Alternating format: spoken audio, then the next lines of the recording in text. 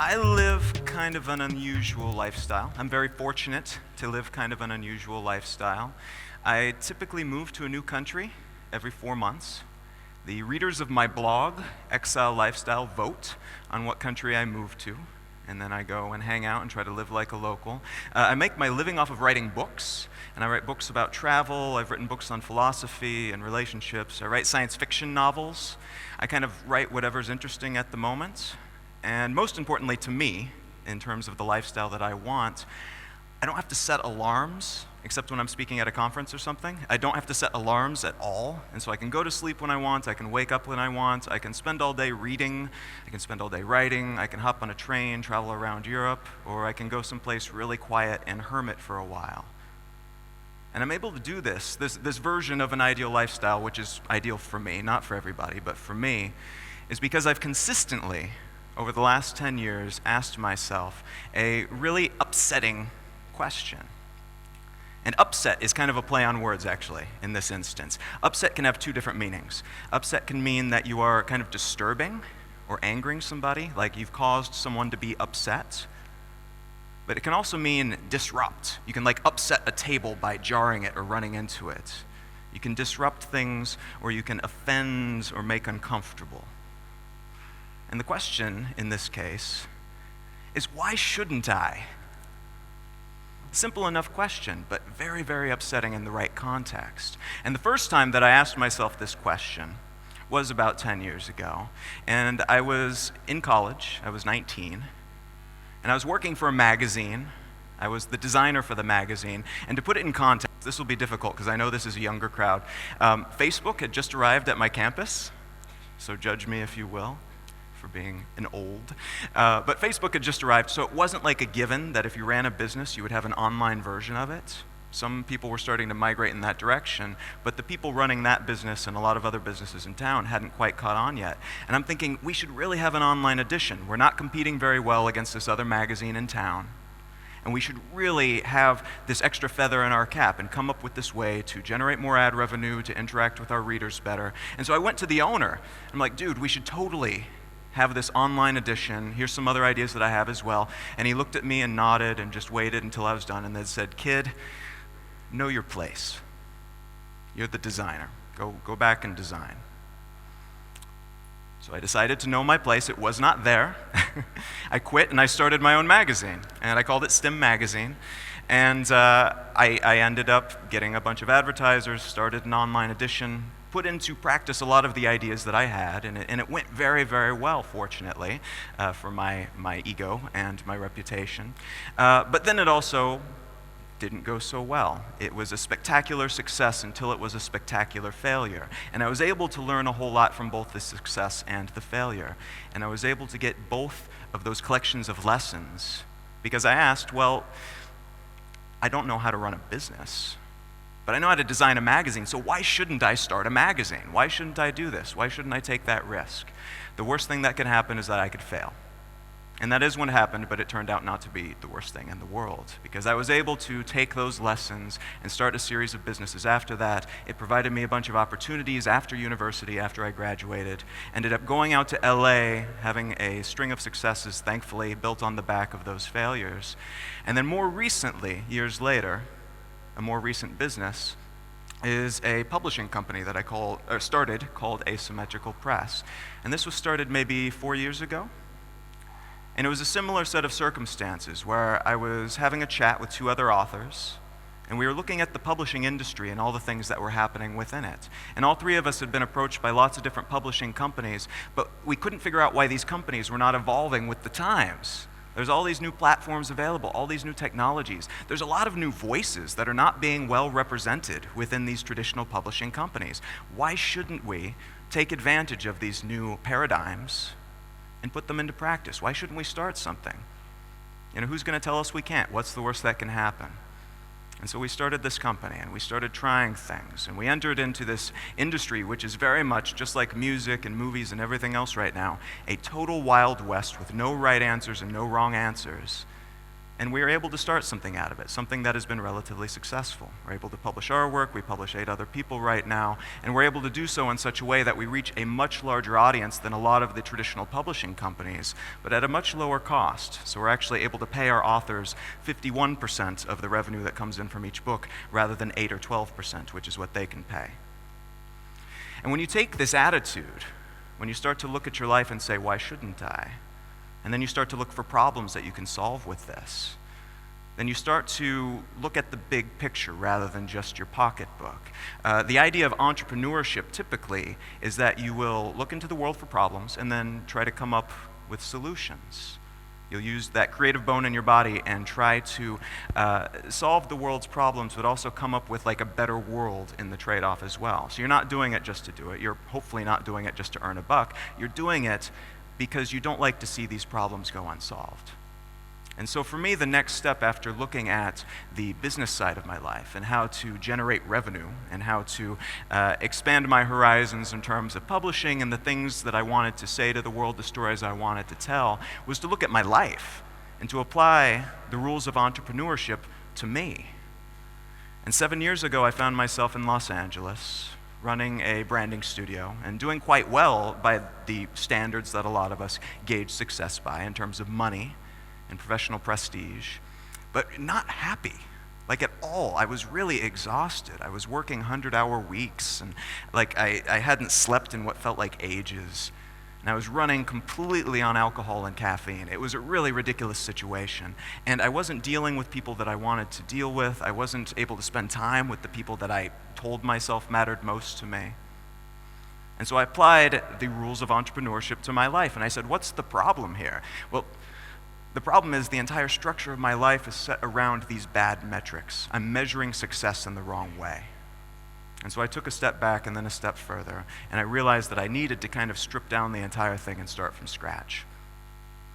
And I asked myself, what is it that you want to do more than anything else? What would your life actually look like if you had your ideal lifestyle? And for me, looking all the way back to when I was a child, I don't know if you know this, but growing up in the United States, you don't learn a lot about the world. You learn a lot about the countries you're at war with, but it's not always good information. So I knew very little about the world. And I'd always been a big reader. I wanted to learn everything that I could. But there's a lot that you can't communicate through words, and you kind of have to go there. You have to actually experience it and meet people on the ground to get the real information. And that's something I'd always wanted to do. But there I found myself out in Los Angeles, running this successful company, suddenly having money, like lots of money for the first time in my life. But I was 24 and I'd still never left the country. And this was supposedly the most important thing to me. Lack of perspective, a lack of priorities. It was absolutely insane. And so I decided that I wanted to restructure my life around this. And I took a little time, figured out what that would look like, restructured my business, and hit the road. And I did what most people do when they have no idea what to do with their lives, started a blog, started writing about all of this, asked my readers where I should go, and I started traveling. Now, that was a very big why shouldn't I situation. When you look at your life and say, oh, I'll have to take this thing apart completely. This thing that's working really well in a lot of ways, I'm going to strip it down and start from scratch. You really have to say, why shouldn't I? Because there's all kinds of reasons not to. And then you have to sort through them, and you have to question yourself, and you have to recognize what you are trading to make that happen. And so it's not a simple process, but it is a valuable process. And this is why it's an upsetting question.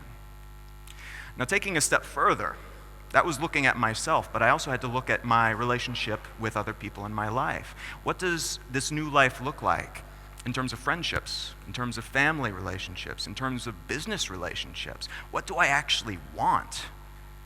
Because we're told that we have to interact with other people in a very specific way.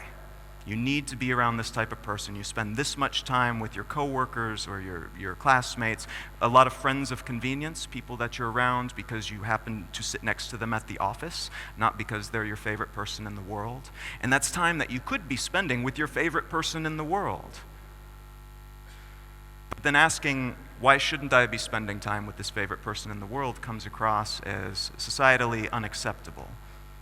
You're supposed to do business in this way. You're supposed to do business with whomever can get you the most money, the most prestige, the most whatever. You're not supposed to say, go into business with other authors and start a publishing company and say that you will not do business with assholes, which is what we did with Asymmetric Press. You're not supposed to do that, but if you're looking at your life in that broader context, and you're saying, what do I actually want this to be like? What is my ideal lifestyle?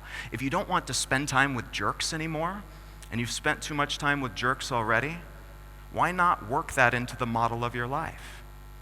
Why shouldn't you? Why shouldn't you work that into the model of your life? Why shouldn't you take a look at the traditional model of romantic relationships and the path to marriage and having kids? Why shouldn't you take a look at everything and deconstruct it and say, is this actually what I want? And if not, which parts of it might I want? And if none of that, how might I build something from scratch? Why shouldn't I? And, oh, that is doing something very strange. There we go. Once you've taken a look at yourself in terms of your personal infrastructure, and then in terms of your relationships, you end up with this really, really big picture of yourself, not just in the context of your friendships and relationships, but in the context of society as a whole, in the context of humanity.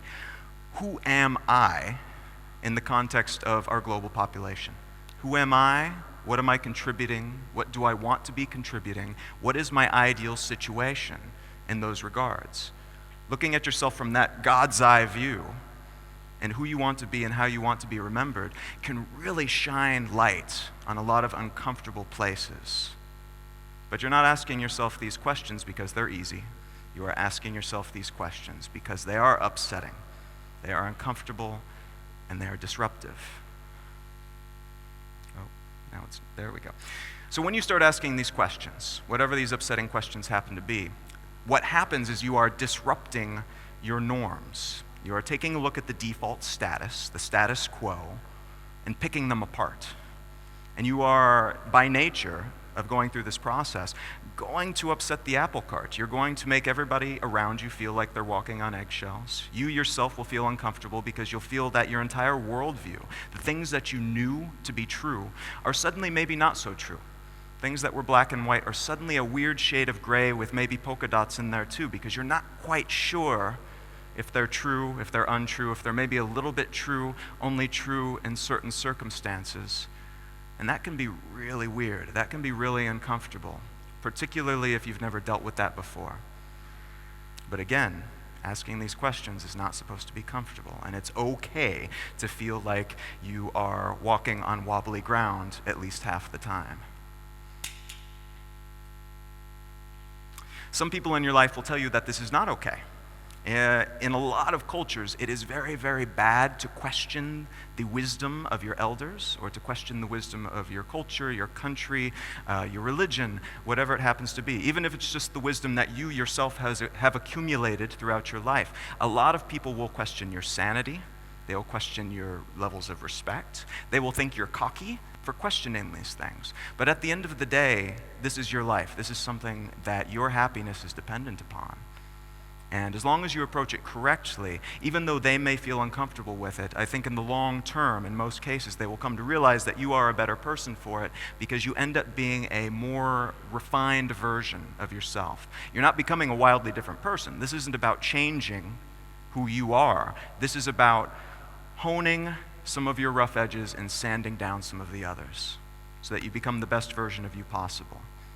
And hopefully they'll come to understand that, particularly if you can start with humility.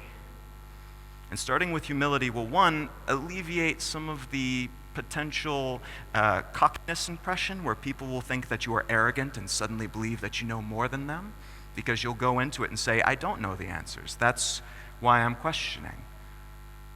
But it's also a good salve for your own ego because you will fail, you will stumble, you will fall down a whole lot, but there's nothing better for your sense of self and for your sense of capability and for your overall confidence than to fall down several times and then pull yourself back up and start going again, and then fall and start going again, and then fall and start going again.